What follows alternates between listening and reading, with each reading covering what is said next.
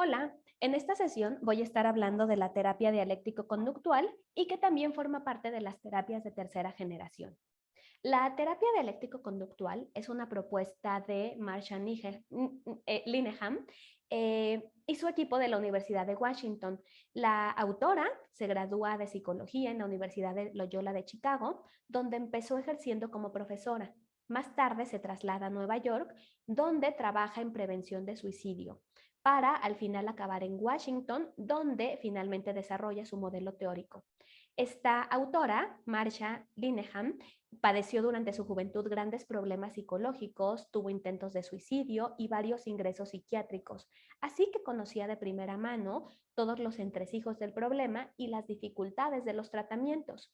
Cuando más tarde, ya como terapeuta, se dedica a trabajar con personas diagnosticadas con trastorno límite de la personalidad, concluye que la falta de éxito en las intervenciones se debía al exceso de presión al que se sometía a los usuarios para que cambiaran, olvidándose de entender sus verdaderas necesidades. Lo más destacado de la terapia dialéctico-conductual es que recoge toda la tradición de la terapia de la conducta y le añade la filosofía budista como técnica adicional para fomentar la aceptación de las emociones. En principio, el programa se propone como una intervención específica para personas con trastorno límite de la personalidad, pero también se ha aplicado a otros trastornos como la ansiedad, depresión, bipolar y suicidio.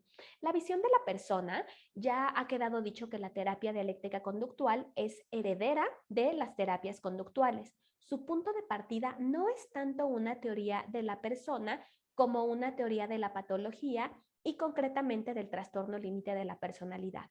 En los años 80, las personas con este tipo de trastorno eran consideradas como pacientes difíciles, casi imposibles. El éxito de Linehan es redefinir el concepto de la terapia dialéctico del trastorno límite de la personalidad, entendiéndolo como un problema del sistema de regulación emocional, lo que permite un abordaje terapéutico diferente. La visión de la terapia dialéctico-conductual acerca del ser humano y sus problemas está basada en tres pilares: la filosofía dialéctica, el enfoque conductual y el budismo. La dialéctica es una orientación filosófica clásica que se remonta a Heráclito, Hegel o Kuhn. A Linehan le interesa de esta corriente la idea de que el mundo está conformado por opuestos que se han de integrar. Según la autora, las personas con trastorno límite de la personalidad viven atrapadas en una lucha de contradicciones: pasividad activa versus competencia aparente, crisis intensas versus duelo inhibido, vulnerabilidad emocional versus autoinvalidación.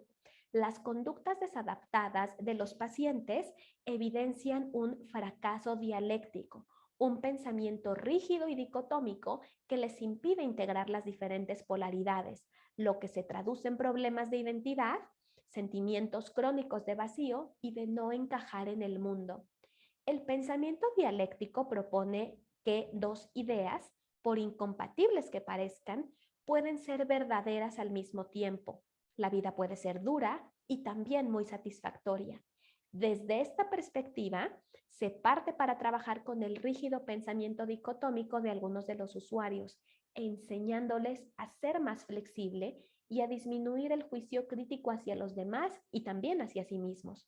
La dialéctica propone que la realidad está inmersa en un problema, en un proceso constante de cambio en el que toda situación establecida, tesis, le sobrevendrá una alternativa, antítesis, y la necesaria resolución, síntesis. Esta visión se aplica también a la hora de entender el transcurso del tratamiento. Así, el éxito terapéutico depende de un equilibrio difícil de validar al usuario para que se sienta entendido y retratarlo para que cambie. La visión de la psicopatología es básicamente conductista. La vulnerabilidad emocional que caracteriza a las personas con trastorno límite de la personalidad es el producto de tener una alta sensibilidad a los estímulos emocionales, ante los que se desencadena una reacción emocional muy intensa que luego costará mucho apaciguar para volver a la normalidad.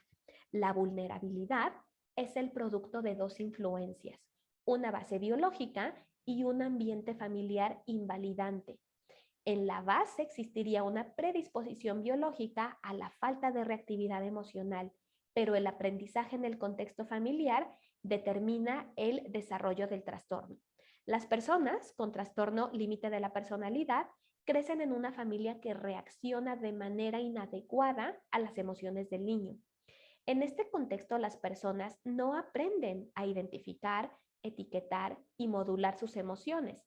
El resultado es la inestabilidad, las reacciones emocionales intensas y la capacidad para controlarlas que hacen que las personas vivan con la sensación constante de montaña rusa emocional. Más recientemente, el modelo se emplea considerando la impulsividad, que son comportamientos socialmente inadecuados que la persona realiza sin reflexión, como un aspecto constitucional del trastorno límite de la personalidad. De manera que la vulnerabilidad emocional y la impulsividad serían las las responsables iniciales de las dificultades de adaptación de los pacientes. A partir de ahí, ambiente y trastorno se mantienen interaccionalmente y la terapia dialéctico-conductual entiende los síntomas como las autolesiones, el consumo de sustancias, las conductas de riesgo, los pensamientos distorsionados, como intentos infructuosos de regular las emociones o de conseguir el apoyo del ambiente. Estos intentos de solución aprendidos se convierten a su vez en fuente de problemas por las reacciones que provocan en el entorno familiar. Es importante reseñar que la terapia dialéctica conductual no contempla que los problemas conductuales o emocionales sean necesariamente la consecuencia de procesos cognitivos disfuncionales. Por eso, a la hora de intervenir, dado que la inestabilidad es aprendida, lo que interesa es analizar toda la secuencia de conductas que desencadenan las respuestas desadaptadas. Además, la terapia dialéctica conductual es pionera a la hora de introducir en psicoterapia la filosofía budista a través de las técnicas de mindfulness. La aceptación radical de lo que no se puede cambiar constituye una idea central para la terapia, que entiende que el rechazo y el intento de evitar las emociones negativas favorecen la vulnerabilidad emocional. La solución es enseñar a las personas a entender y aceptar sus estados anímicos como elemento indispensable de la regulación emocional. Solo a partir de ahí se puede producir el cambio. El terapeuta practica, modela y enseña esta aceptación radical, aceptación propia de la propia manera de ser y de la realidad tal cual es y como es en cada momento, asumiendo que el sufrimiento surge de la no aceptación del dolor. Respecto al tratamiento, el objetivo y la meta es la de ayudar al paciente a mejorar su vida para llegar a tener una esperanza para que la vida merezca la pena ser vivida. Y para ello hay que enseñar a las personas a regular sus emociones y a manejar el resto de las conductas desadaptadas que aparecen como un intento de controlar la propia emoción o desenvolverse en un ambiente en el que viven, con conductas suicidas, conductas autolesivas y dificultades interpersonales. Los objetivos a más largo plazo son flexibilizar el estilo de pensamiento y trabajar las alteraciones de la identidad. Por su parte, el terapeuta sigue esencialmente las pautas de los terapeutas de la conducta. Son expertos en producir cambios y en enseñar habilidades, por lo que ejercen de maestros y modelos de conducta. Al mismo tiempo, se mantienen en una posición cercana para validar a sus pacientes y devolverles la confianza y autonomía que necesitan para manejarse en el mundo. Es un terapeuta muy estratégico, asume una serie de posiciones básicas para fomentar el cambio que serán explicados a lo largo del apartado de estrategias y técnicas. El proceso terapéutico es una intervención multimodal. Combina la terapia individual, que se complementa con el seguimiento telefónico que el terapeuta hace al usuario, también con la terapia grupal, perdón, en la que se lleva a cabo el entrenamiento básico de habilidades. Además, hay sesiones de supervisión en las que el terapeuta intercambia semanalmente información con los compañeros de grupo. Las sesiones individuales están menos predeterminadas, se dedican a trabajar aquellos aspectos que se considere oportuno en cada momento. En cambio, las sensaciones grupales tienen objetivos concretos que se traducen en habilidades que hay que aprender. El programa completo está muy estructurado y dirigido al entrenamiento de habilidades.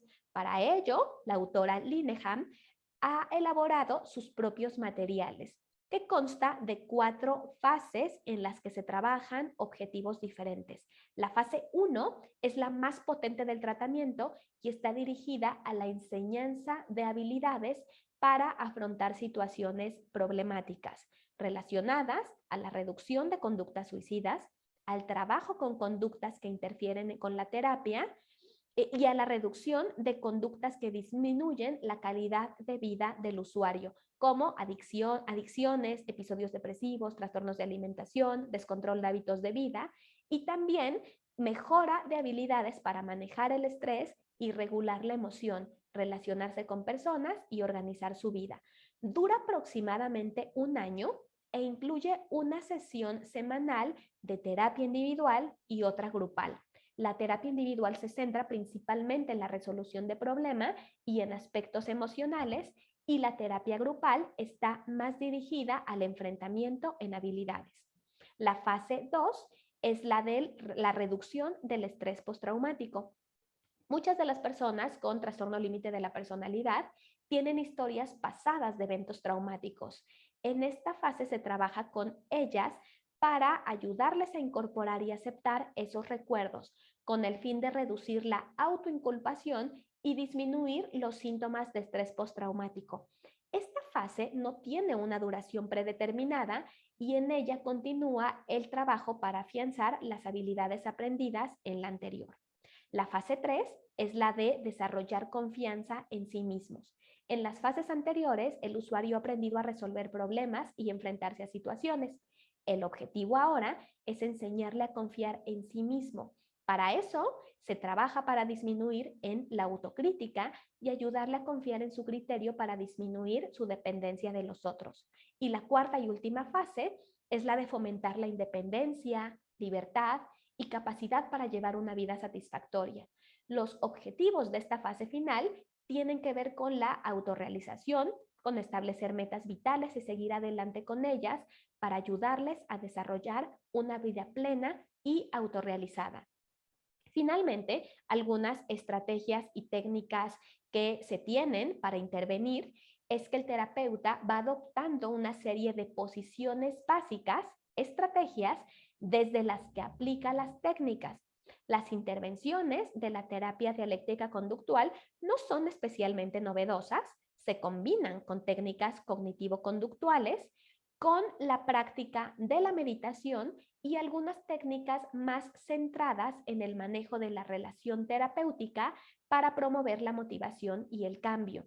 Las técnicas se pueden agrupar en 4 categorías que se corresponden a los 4 tipos de estrategias que propone Linehan: dialécticas, estilísticas, de gestión de caso y centrales. Voy a explicar muy brevemente las 3 primeras y con un poquito más de profundidad las centrales. Las estrategias dialécticas llevan al terapeuta a asumir que la intervención debe ser una buena mezcla entre cambio y aceptación para intentar crear una relación potente de colaboración. La segunda posición dialéctica consiste en modelar comportamientos que faciliten la integración de las tendencias opuestas a las que antes se hacía referencia, ¿no? Como por ejemplo pasividad, impulsividad. La estrategia se concreta en el uso de técnicas como metáforas, paradojas, ¿no? Como las personas no son responsables de su problema, pero sí de cambiarlo. o la técnica del abogado del diablo, ¿no? La defensa de los aspectos disfuncionales del cliente para hacerlo reaccionar, ¿no? Hacer limonada del cielo cuando te caen limones. Ver los problemas como una oportunidad para el cambio. Activar la mente sabia, la que consigue integrar la mente más racional con la mente más emocional. Permitir el cambio natural. El cambio es un proceso constante, solo hay que favorecerlo. Y la evaluación dialéctica, identificar las causas presentes en los problemas. Otro grupo de estrategias son las estilísticas, que hacen referencia al estilo relacional y comunicacional del terapeuta. De nuevo, se trata de buscar el equilibrio entre dos formas de actuación. Uno, la reciprocidad, en la que el terapeuta es cálido y cercano para conseguir que el usuario se sienta entendido y además comunica sin actitud de las reacciones de conducta que el paciente le produce. Y el dos, la irreverencia, desde la que el profesional se permite provocar al cliente usando el humor, la ironía, la curiosidad, para desequilibrarlo y propiciar un nuevo reequilibrio. También están las estrategias de dirección de caso, que hacen referencia a cómo el terapeuta se posiciona ante los usuarios y el tratamiento. Ya ha quedado dicho que el terapeuta se somete constantemente a la supervisión del equipo. Además, se posiciona claramente a favor del paciente. Por ejemplo, no interviene en la familia para que ésta se ajuste al usuario. Todo el trabajo está dirigido a conseguir que sea el propio paciente quien haga el ajuste. De igual manera, si deben intervenir otros especialistas, acuden tanto terapeuta como usuario para garantizarnos la máxima transparencia. Ahora vamos a revisar con un poquito más de detenimiento algunas de las estrategias que la terapia dialéctica conductual entiende como las estrategias centrales y se dividen en dos grandes bloques: validación y resolución de problemas. Las de validación. Recordemos que las personas con una vulnerabilidad emocional abandonan los tratamientos porque hay un exceso de exigencia para el cambio. Por eso es fundamental el trabajo que el terapeuta hace para que el usuario se sienta entendido y así crear una potente relación terapéutica. Para la terapia dialéctica conductual, validar es comunicarle al paciente que su conducta es comprensible en el contexto en el que se produce, aunque no sea adecuada. Y la resolución de problemas, pues la base de la terapia dialéctica funcional es el análisis funcional de las conductas problemáticas y el entrenamiento en habilidades, donde se utiliza el mindfulness para regular los afectos, tolerar el sufrimiento, relacionarse con los demás. Además, pueden utilizar otro tipo de intervenciones cognitivo-conductuales como la reestructuración cognitiva o la exposición. Para el análisis conductual, pues esto se va aplicando en las sesiones individuales para resolver los problemas concretos que cada persona trae a consulta en cada sesión. En principio, no hay una estructura predeterminada, están al servicio del usuario. El terapeuta decide qué contenidos tratar y con qué técnicas en función de las necesidades coyunturales de la persona en cada momento concreto del tratamiento, aunque sí se marcan prioridades. Lo primero es trabajar con conductas suicidas.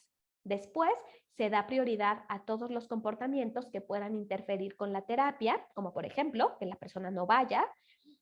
También el tercer punto sería que se trabajan con comportamientos que afectan la calidad de vida, ¿no? Adicciones, ansiedad, desempleo, problemas de alimentación. Y por último, se hace un trabajo complementario a la intervención individual para desarrollar habilidades de regulación de emociones, relaciones interpersonales y organización de la vida cotidiana. Los problemas se abordan desde una óptica conductual. Se trata de establecer la secuencia de conductas en las que aparece la conducta problemática, sus antecedentes y consecuencias que la siguen. El objetivo es explicar la conducta y buscar soluciones alternativas. Hay que tener en cuenta que además, en un entrenamiento psicológico tan largo como la terapia dialéctica conductual, una de las principales contingencias del paciente es el propio terapeuta y la terapia en sí misma. Por eso se analiza con profundidad cómo puede contribuir el tratamiento a mantener los problemas para buscar después la mejor estrategia de intervención posible. Por ejemplo, intensificar las sesiones después de que un intento de suicidio es una forma de reforzar esa conducta. La siguiente es el entrenamiento en habilidades. Es para muchos el aspecto central del trabajo y algunas investigaciones recientes pueden confirmarlo.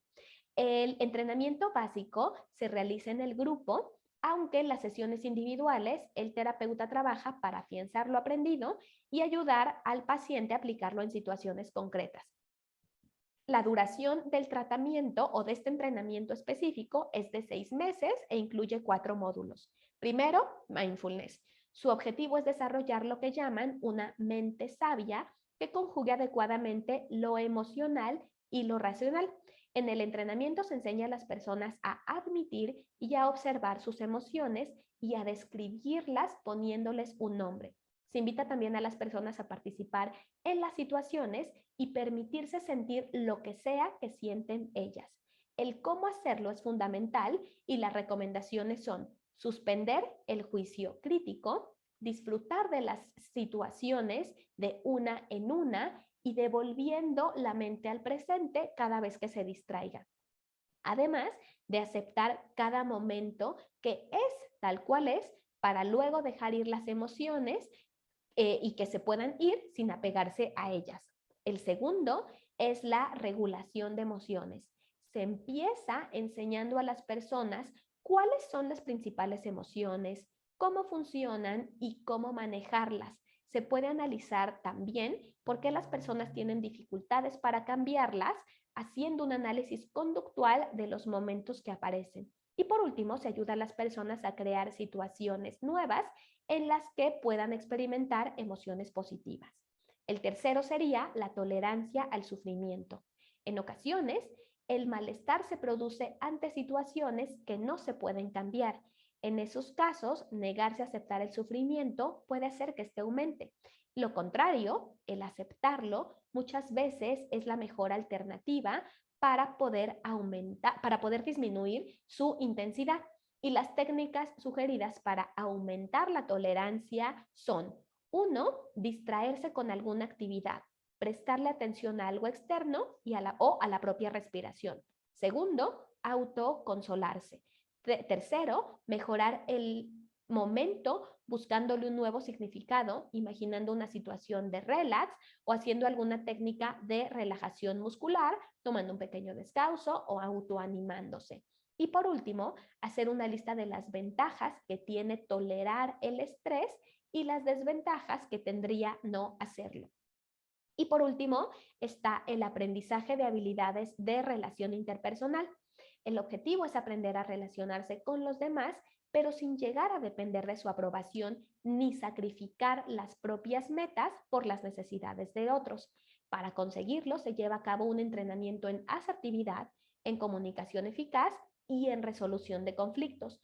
Todo eso se completa con un trabajo para aumentar y fomentar la autoconfianza y el respeto hacia uno mismo.